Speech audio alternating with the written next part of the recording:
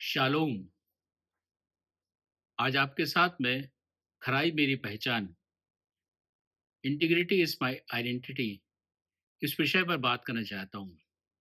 दूसरा तिमुथियुस दूसरा अध्याय 15 पद कहता है, अपने आप को परमेश्वर का ग्रहण योग्य और ऐसा काम करने वाला ठहराने का प्रयत्न कर, जो लज्जित होने न पाए और जो सत्य के वचन को ठीक रीति से काम में लाता हो।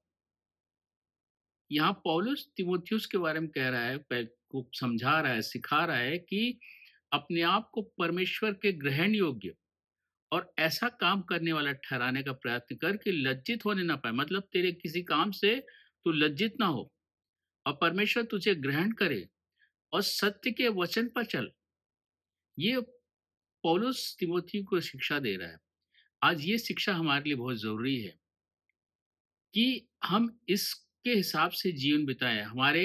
हम जो परमेश्वर के ग्रहण योग्य हम काम करें, हम सही काम करने वाले हों और सत्य को के ऊपर चलने वाले हों, सत्य को ठीक रीति से काम में लाने वाले हों।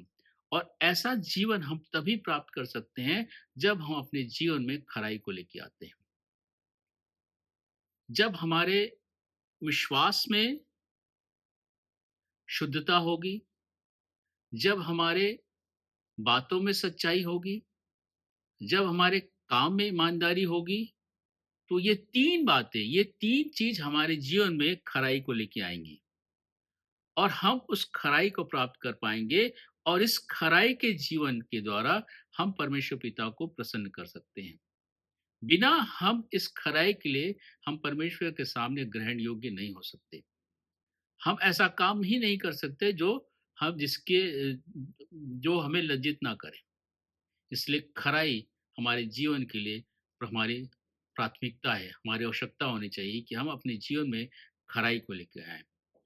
नीति वचन 11:20 कहता है, जो मन के टेढ़े हैं उनसे यहोवा को घृणा आती है, परंतु जो खरी चल चाल वालों से प्रसन्न रहता है। जो टेढ़ी चाल चलते हैं उससे परमेश्वर को घृणा आती है, लेकिन जो खरी चाल चलते हैं उससे परमेश्वर प्रसन्न रहते हैं। नीति वचन 28:6 कहता है, टेढ़ी चाल चलने वाले धनी मनुष्य से खराई से चलने वाला निर्धन पुरुष उत्तम है। मतलब जो टेढ़ी चाल, मतलब जो गलत तरीके से जिसने पैसा कमाया है, धन कमाया है, बहुत धनवान हो गया है, उससे जो खराई के साथ चलने वाला जो निर्धन व्यक्ति है, वो उत्तम है, वो अच्छा है। ये परमेश्वर की दृष्टि में परमेश्वर की बात कह रहे हैं कि जो घूस लेके या जो गलत काम करके पैसा अपने अर्जित किया है, उससे एक निर्धन व्यक्ति जो ईमानदारी से अपने जीवन बिता रहा है, ईमानदारी से काम कर रहा है और जीवन बिता रहा है, वो व्यक्ति उत्तम है, वो व्यक्ति अच्छा है। ये परमेश्वर पिता कह रहे हैं। नीति वचन 20:7 कहता है, धर्मी जो खराई से चलता है उसके बाल बच्चे धन्य होते हैं। ये एक आशीष है। एक खराई से चलने वाले व्यक्ति के जीवन के लिए आशीष है कि उसके बाल बच्चे धन्य होते हैं। तो हमें हमारे जीवन में खराई एक हमारे लिए एक पहचान को लेके आती है। हमें इसका उदाहरण नूह के जीवन से मिलता है। नूह के बारे में बाइबल कहती है, उत्पत्ति 6:9 में, ये एक खरा व्यक्ति था। क्यों?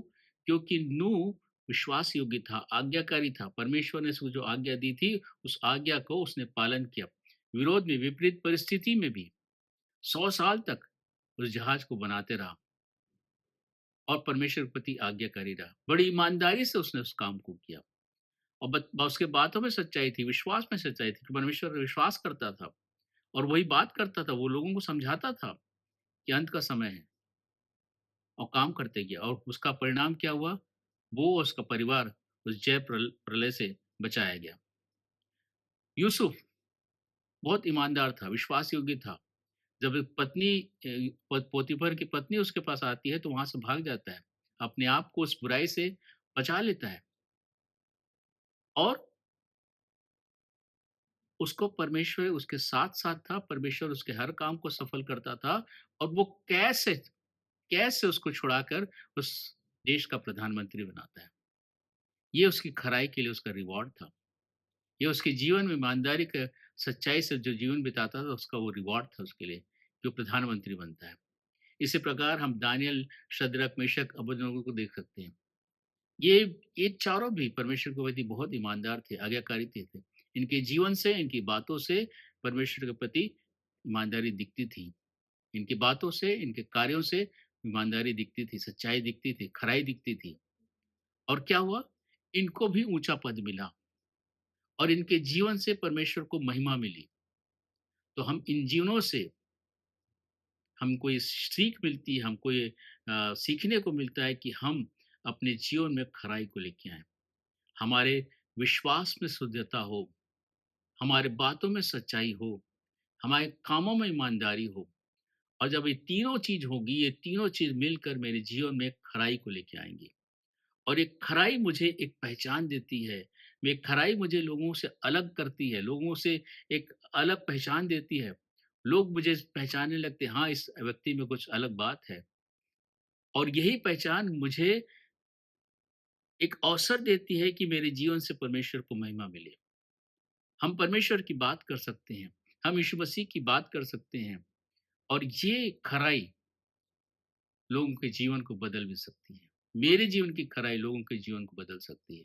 अवसर देती है लोगों को कि वो यीशु मसीह को जान सकें, बाइबल की बातों को समझ सकें, बाइबल बातों को हम उनके साथ शेयर कर सकें। इसलिए ये ज़रूरी है हम विश्वासियों के लिए कि हम अपने जीवन में खराई को लेके आएँ, इंटीग्रिटी को अपने जीवन में लेके आएँ और उसके हिसाब से जीवन को बिताएँ।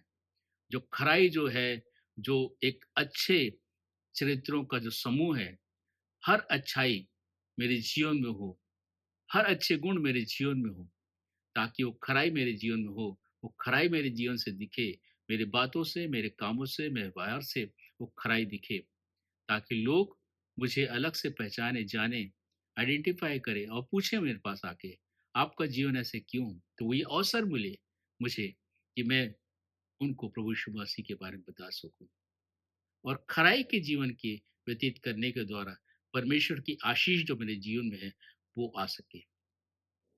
परमेश्वर इन वचनों के द्वारा हम सबों को बता कि आशीष दे।